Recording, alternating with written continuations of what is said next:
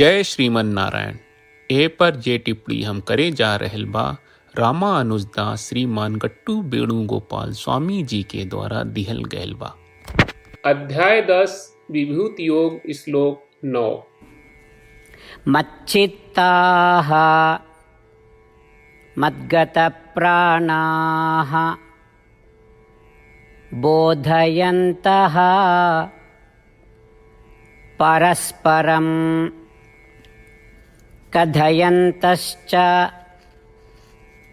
मां नित्यं तुष्यन्ति च रमन्ति च। ओम। गीताचार्य श्री कृष्ण परमात्मा अर्जुन समेत हमनी सबके विभूति योग सिखा रहल बानी। परमात्मा कह रहल बाड़न, अर्जुन हमार कुछ भक्त हमेशा हमरा बारे में सोचत बाड़े। ऊ लोग आपन जिंदगी हमरा खातिर समर्पित कही देल हवे। ऊ लोग हमरा बिना एको पल भी ना बचल सकत। ऊ लोग हमरा बारे में सोचे बिना जिंदगी जिए की कल्पना नहीं के कर सकत।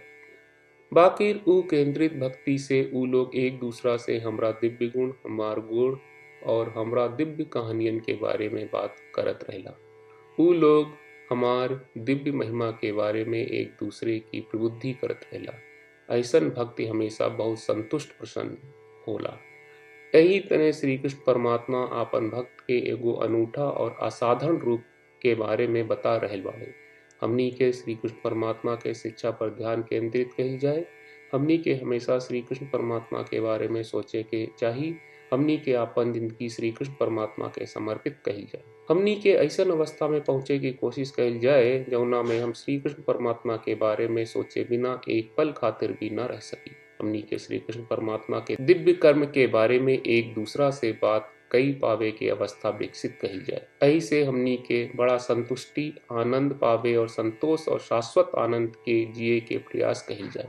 ये सब करे के प्रयास कर समय हमनी के श्री कृष्ण परमात्मा के वचन के श्लोक के रूप में दोहरावे के कोशिश कही जाए।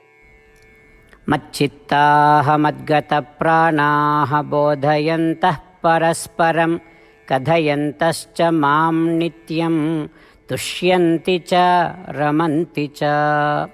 श्रीमन्नारायण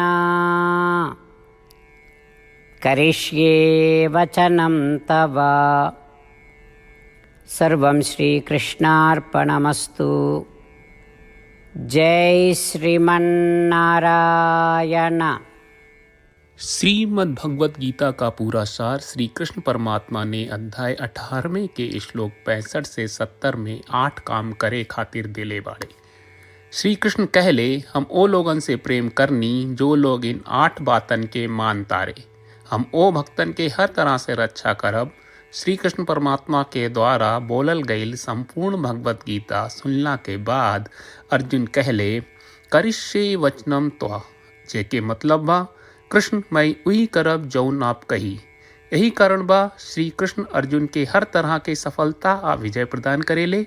आई परमात्मा के आपन व्रत देई कि हमनी के ये 8 गौ कर्म के पालन करी जा। ई वचन परमात्मा के देवे से बड़न कौनो पूजा तपस्या यज्ञ नहीं। हम 8 प्रण कहब जौन हमनी के करे के चाहिए। आप सब कृपया इन्हन के आपन दिमाग और दिल में सोची। श्री कृष्ण के आपन वचन देवे के ई तरीका में हमनी सबकी कल्पना करे के चाहिए कि श्री कृष्ण का चेहरा खुशी से चमकत बा और खुशी के एहसास करत बा। जय श्रीमन नारायण। यहाँ हमनी के 8 वादा बा।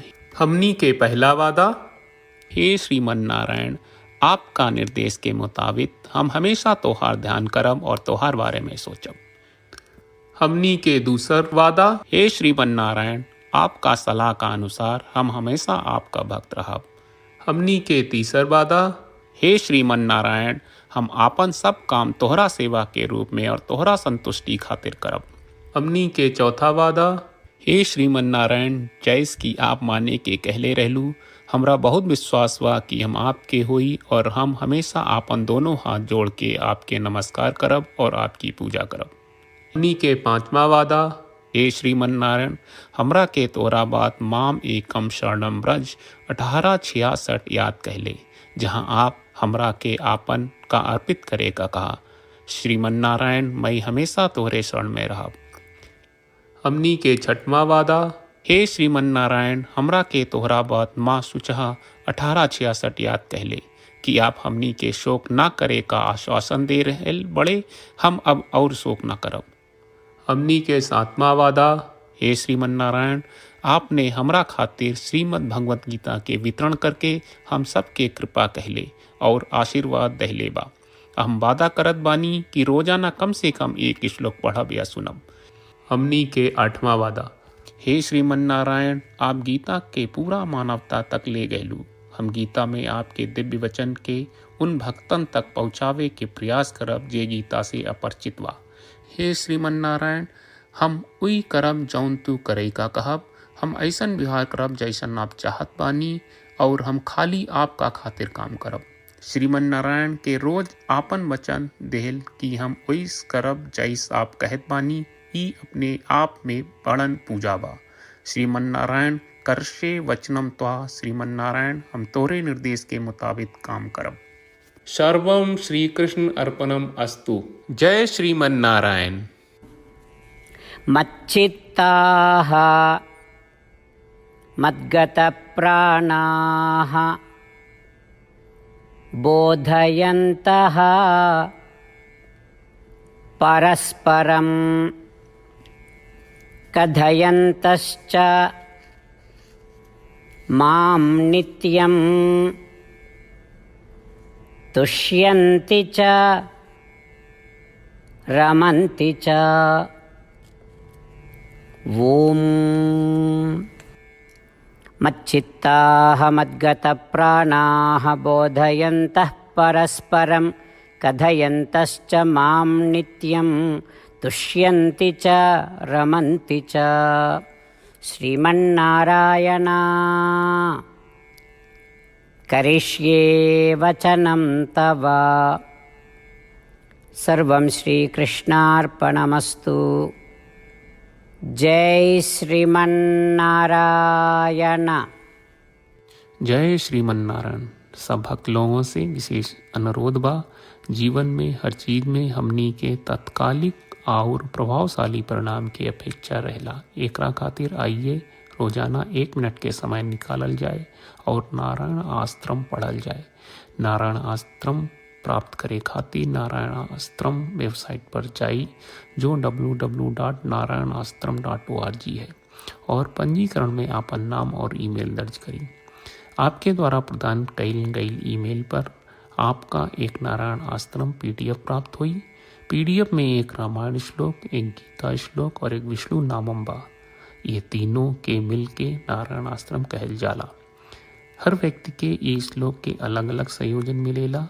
जब हर कोई 24,000 भक्तन के साथ रोजाना आपन नारायण आश्रम पढ़त आ सुनत बा ता हर दिन संपूर्ण रामायण का 1 दौर, श्रीमद् भगवत गीता पारायण के 33 दौर और श्री विष्णु सहस्त्रनाम स्तोत्र पारायण के 24 दौर प्रतिदिन पूरा होएला।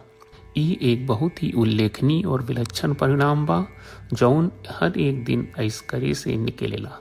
ई कारण बा कि आप और आपके परिवार के सदस्य तुरते जाके आपन नारायण आश्रम प्राप्त करी। जय श्रीमन नारायण।